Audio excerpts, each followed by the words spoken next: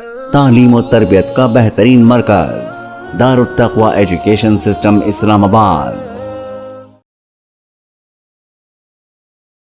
هل تساءلت يوما كيف ستكون حياتنا لو كنا أطفالا في فلسطين؟ أجل، أتخيل نفسي في أزقة القدس القديمة، أسمع الأذان يتردد في الأفق، لكنني أيضا أسمع أصواتا أخرى، أصوات الخوف والقلق.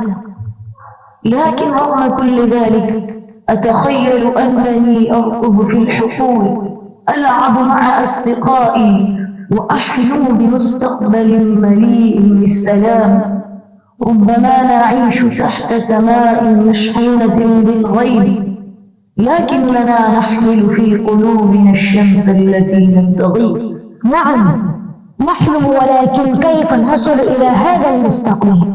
نحن نواجه تحديات كبيرة كل يوم، كل لحظة. المدارس تحت القصف، المنازل تتهاوى، والأحلام تتحطم. لكننا لن نستسلم، أنا وأنت وكل أطفال فلسطين. نحن القوة التي لن تنكسر.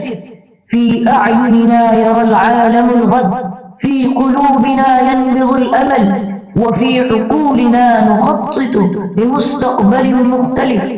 هل تعلم رغم كل شيء نحن نواصل التعلم، نواصل الضحك، ونواصل الحلم. نعم، أحلم بأن أكون قائداً يقف في وجه الاحتلال الإسرائيلي. سأحرر أرضنا من الظلم، وأعيد لأمتنا عزتها وكرامتها. وأنت بماذا تحلم؟ أنا أحلم بأن أكون مؤسساً لتنظيم ينشر العدل وراية الحق في كل أنحاء الأمة. سأبني جسور القوة والوحدة بين قلوب الأمة لنصنع مستقبلاً تسود العدالة والسلام.